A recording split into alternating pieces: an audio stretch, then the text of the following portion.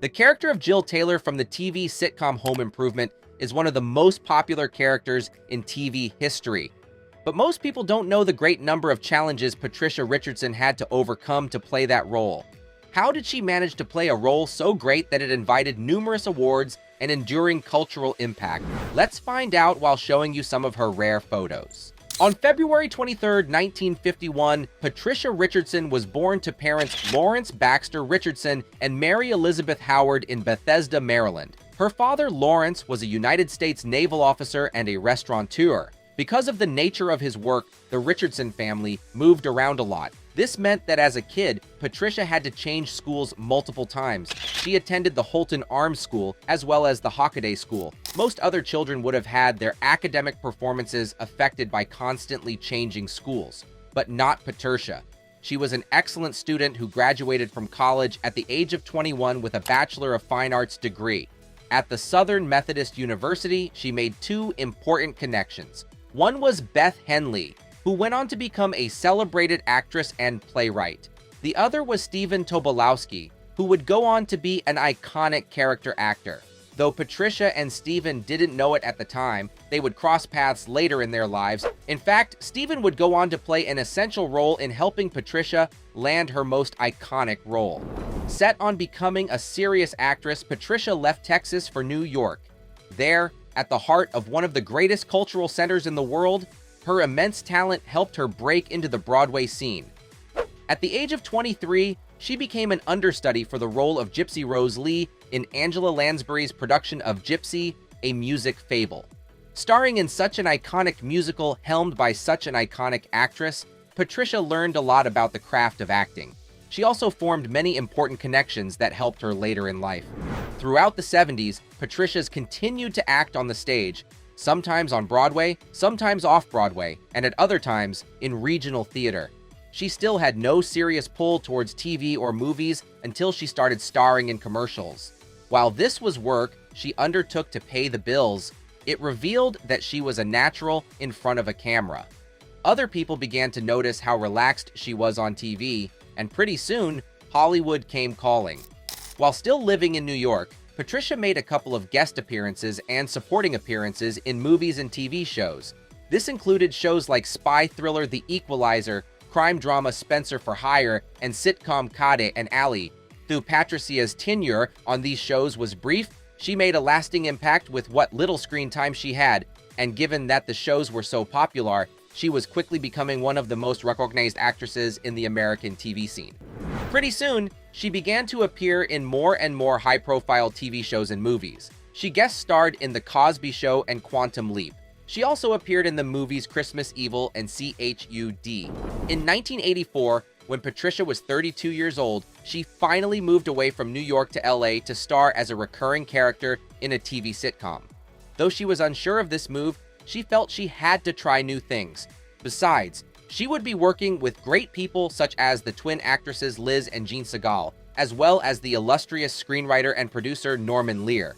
The show was titled Double Trouble, and it seemed like a recipe for success. The first 8 episodes of the show were so good that NBC immediately ordered a second season. Any actress in Patricia's position would have been thrilled at the opportunity to continue acting in such a successful show. But as for Pat herself, she wasn't so sure. Though she loved the experience, she missed New York. With Broadway beckoning to her, she passed on the choice to renew her contract for a second season and went back home.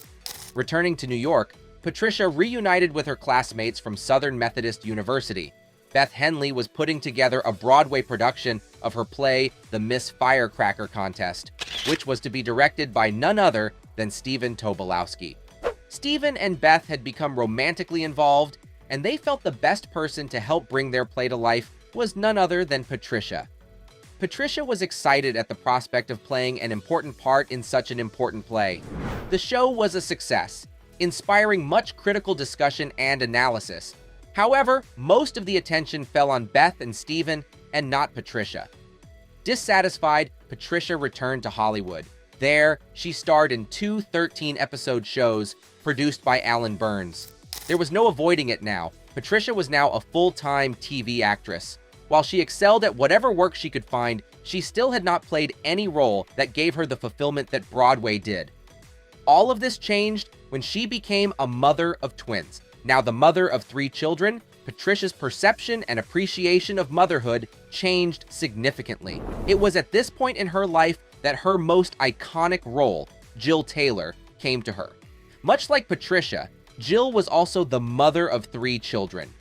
Interestingly, the role of Jill was never intended for Patricia in the first place.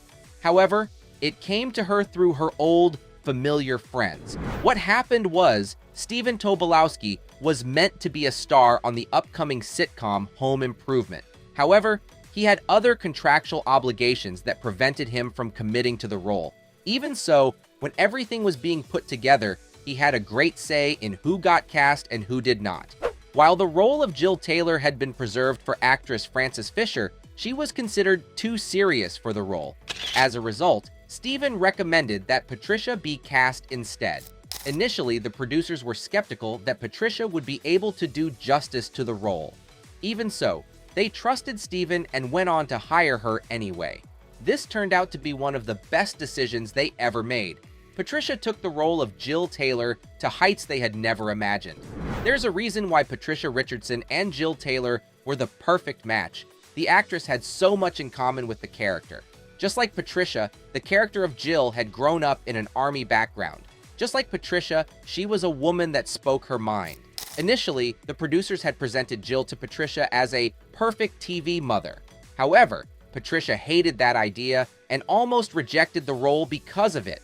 She told them that for Jill to work, she needed to be an imperfect woman whose flaws were evident. She didn't just want to play another perfect TV mom like Claire Huxtable of The Cosby Show. The producers did not like this idea. However, they decided to give it a spin. Turned out it was a great idea because within a matter of episodes, Patricia had given rise to one of the most authentic portrayals of motherhood in TV history.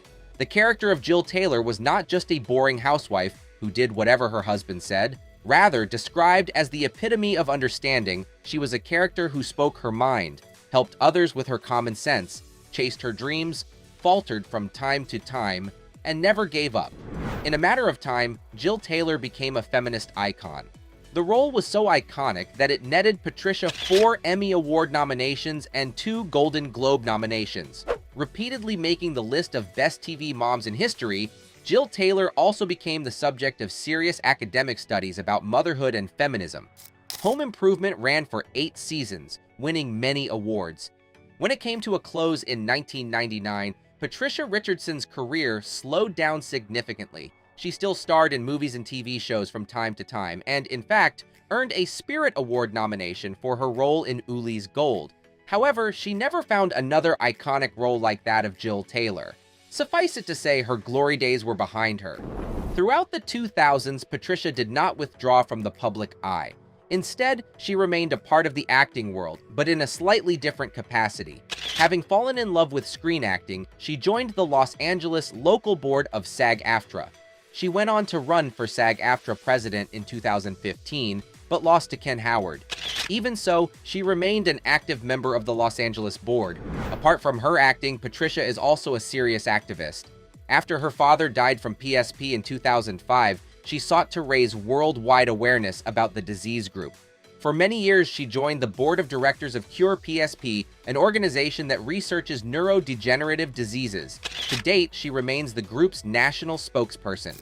Patricia's work as an actress may have slowed down significantly, but she will forever be an icon of TV history.